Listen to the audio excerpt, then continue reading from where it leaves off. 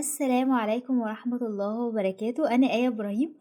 النهاردة هشرح إزاي نعمل بريسلت الفيك تويست. يعني إيه فيك وليه؟ هنعرف مع بعض إن شاء الله. أول حاجة هدخل صورة الديزاين بتاعي.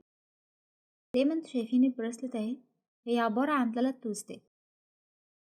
تعالوا نعمل تويست عادي جدا. اللاين ده هو لاين الاي دي بتاع النص اللي فوق.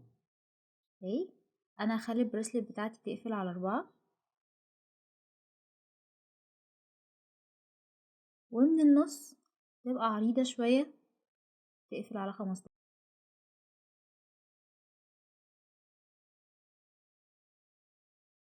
وهعمل سويب 1 راي. ادي كده السيرفس بتاعي، والسيرفس ده هعمل له تويست.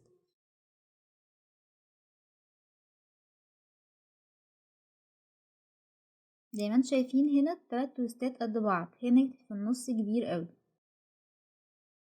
هعمل دبليكيت للإدجات دي ونظبط التويست بتاعي ان التلاتة يبقوا قد بعض.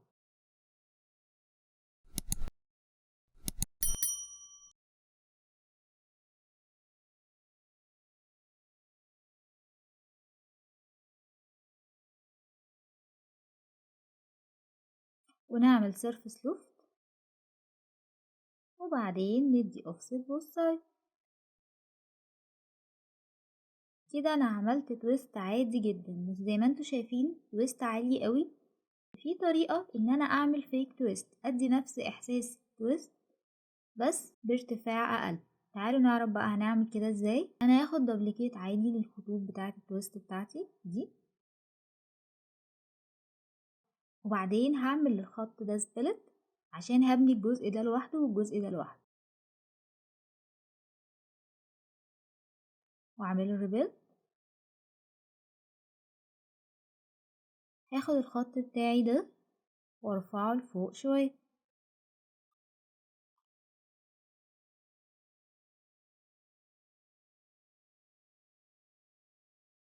ونعمل سيرفس لوفت.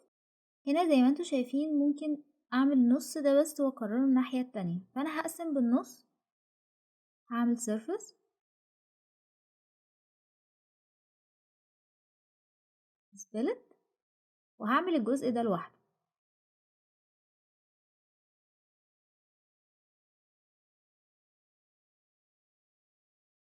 هاخد الخط بتاعي ده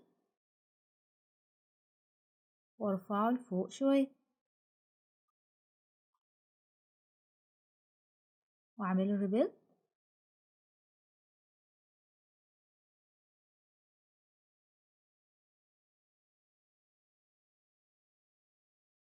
ونعمل سيرفس لوفت.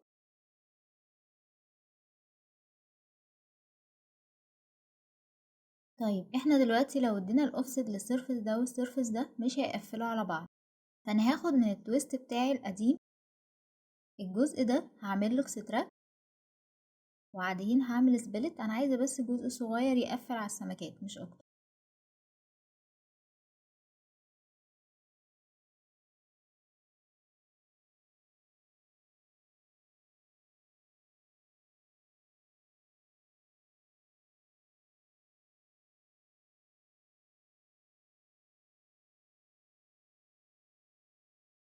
ندي الاوفست بتاعنا،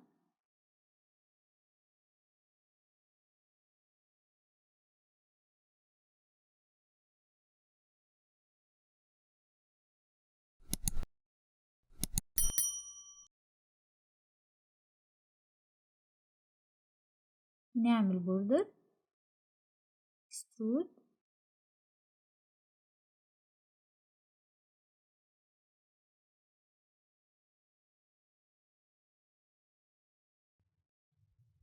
وناخد النص ده ونعمل له كوبي روتيت. احنا كده عملنا الفيك تويست.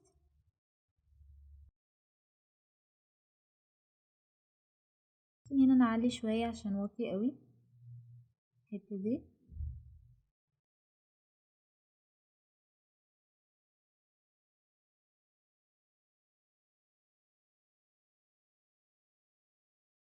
ده افضل. تعالوا نعمل بوردر بقى عشان نشوف الارتفاعات بتاعتنا. ننزل 2.5.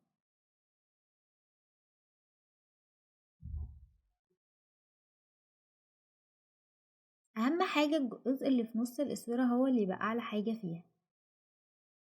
انا هعمل بالكيدج اديت وهرفع قلب الاسورة لفوق شوية.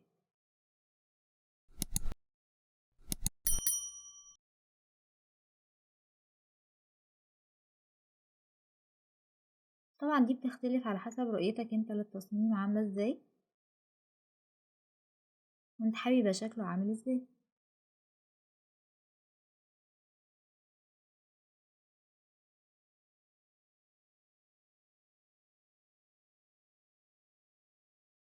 بس كده. في هنا فرق صغير في البوردر، هننزل حتة كمان نقص الزيادات.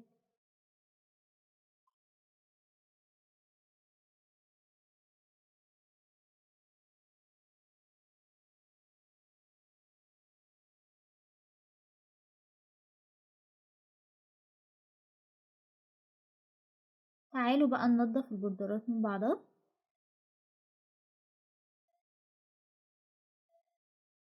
هعمل بين السلافس انترسكشن، واللاين اللي يطلع اللاين ده هنعمله اكستند،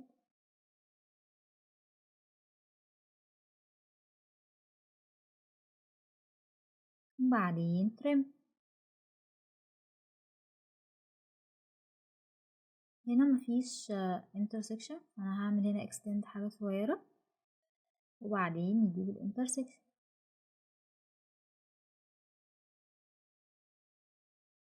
نشيل الزيادات ونعمل ترم.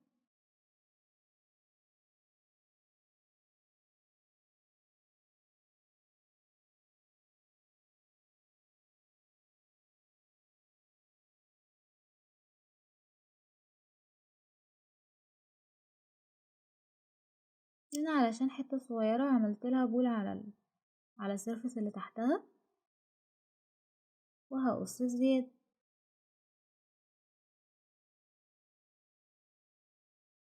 انا هشيل النص التاني ان هو كده روتيت، وياخد السرافس اللي انا قطعتها ووديها الناحية التانية.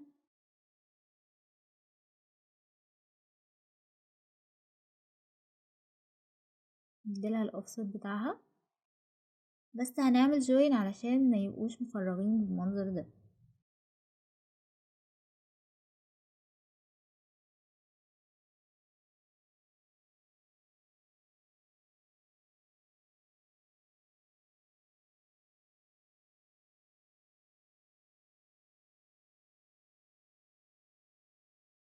بصوا دلوقتي الاوفست بقى عامل ازاي، بقى كله ماسك في بعض.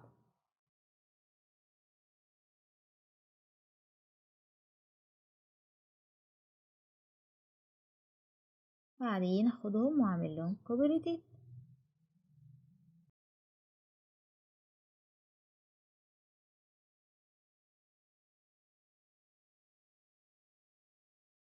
بصوا هنا علشان خاطر انا هرص ستون، فانا محتاجة السيرفس يبقى حتة واحدة،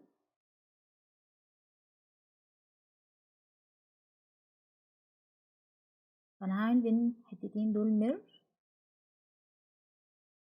ونعمل كوبي روتيت، نعمل ميرج برضو بين النص ده والنص ده، عشان لما اجي ارص ستون ما يبقاش السيرفس بتاعي مكسر. وندي اوفست.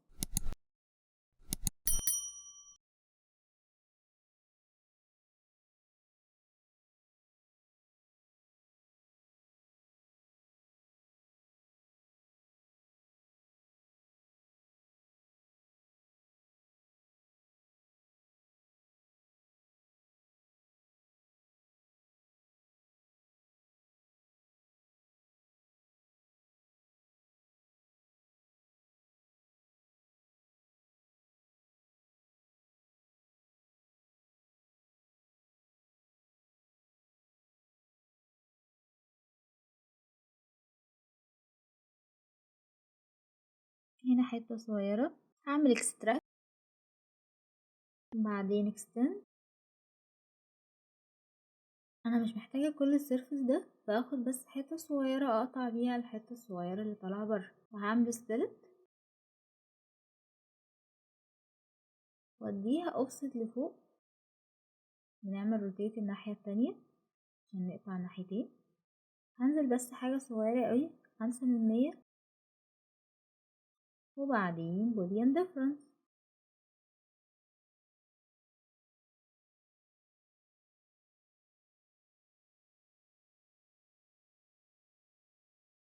ده الاي دي بتاعي بلون جروب، وبعدين فلو اللون كيرف. ادي البريسلت بتاعتنا طلعت كلها فوق، متنضفة مفيهاش اي مشاكل. تعالوا بقى نرص ستون. هنعمل الجزء بتاع البوردر بتاع البافيه، هعمل اوفست 0.5،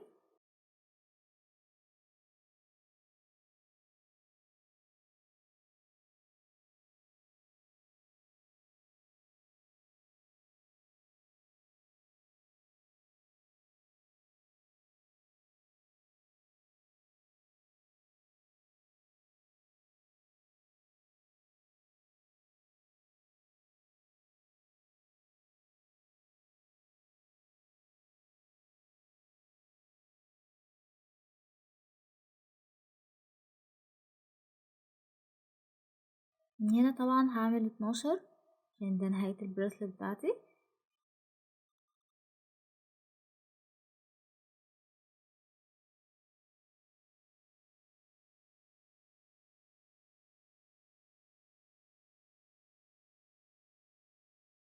وبدل ما هي قافلة بخط مستقيم، ممكن اجي من هنا وارسم ارك، يبقى الشكل بتاع رصة الستون بتاعي احسن.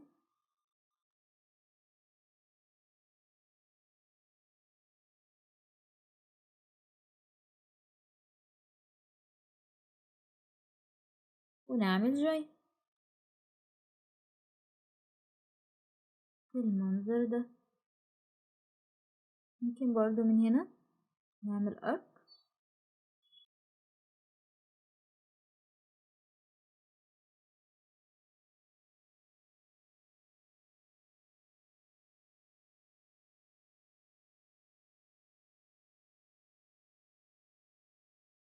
هعمل هنا كوبي روتيت، الاتنين زي بعض،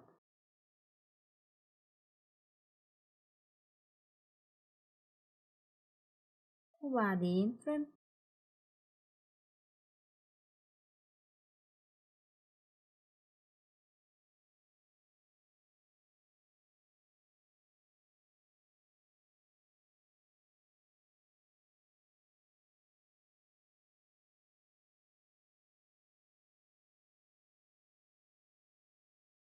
ونعمل جوي.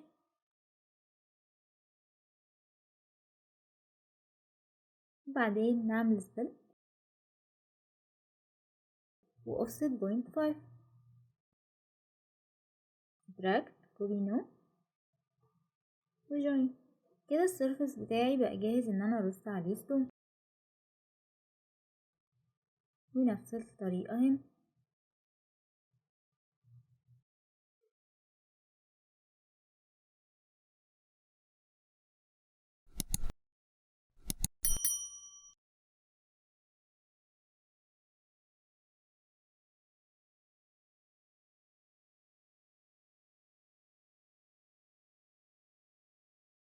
تعالوا بقى نرص الستون.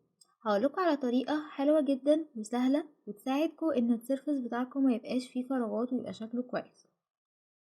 هنتعامل مع الستون على انها باتر، فهعمل اكستراكت للسيرفس هنا، وهنستخدم امر سكوش عادي.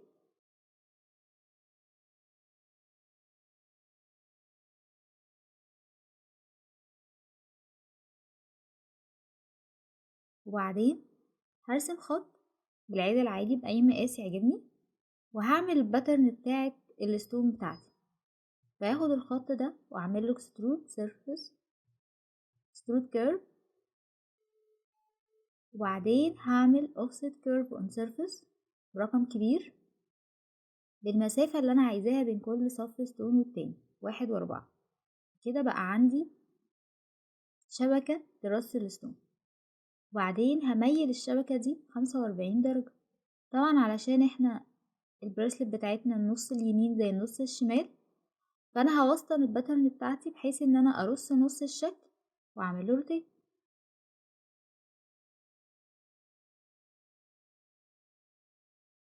وسكواش باك.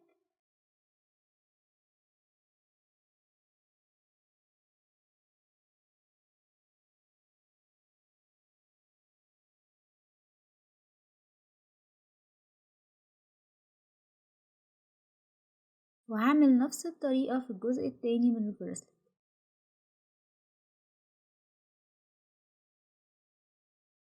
بعدين بالراينو جولد هرص ستون على الكيرف بتاعي. لو ما عندكش راينو جولد ممكن تعمل array along curve on surface.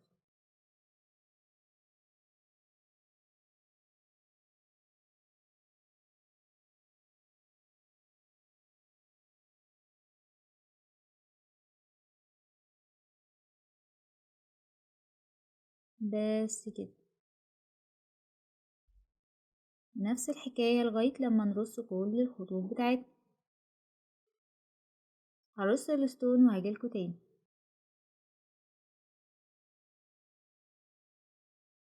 تعالوا بقى نرص البرونجات.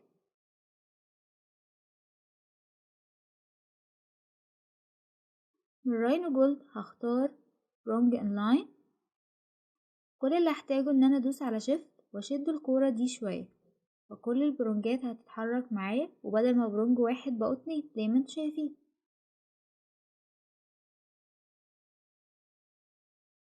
هرصهم كلهم واجيلكوا تاني.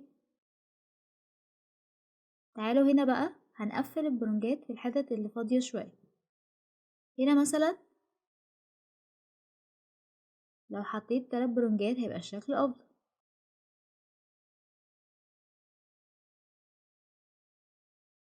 واحد هنا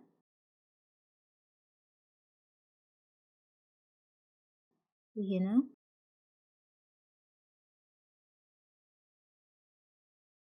هشيك على كل الستون بتاعتي، اي حتة محتاجة ان انا احط فيها برونج اصغر او احط فيها 3 برونجات. بس كده.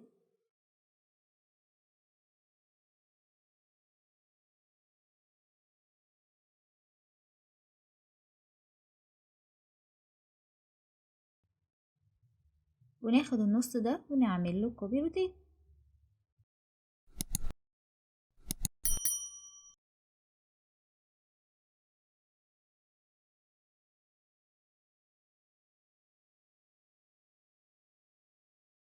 بعدين هاخد كل الستون بتاعتي وهعمل الكترز بتاعتها. الراينو جولد برضو اختار كترز، اختار الشكل اللي انا عايزاه وندوس اوكي. وبعدين نعمل بوليان ديفرنس. كده البرسلت بتاعتي خلصت، فاضل بس اللوك والمفصلة. انا شرحت طريقة عملهم قبل كده، هتلاقي اللينك موجود في الديسكريبشن. فضلا وليس امر، اعمل لايك وشير عشان غيرك يستفيد، وهتلاقي في الديسكريبشن فورم قولنا نوعية الفيديوهات اللي تحب تكون موجودة في الفترة الجاية. والسلام عليكم ورحمة الله وبركاته.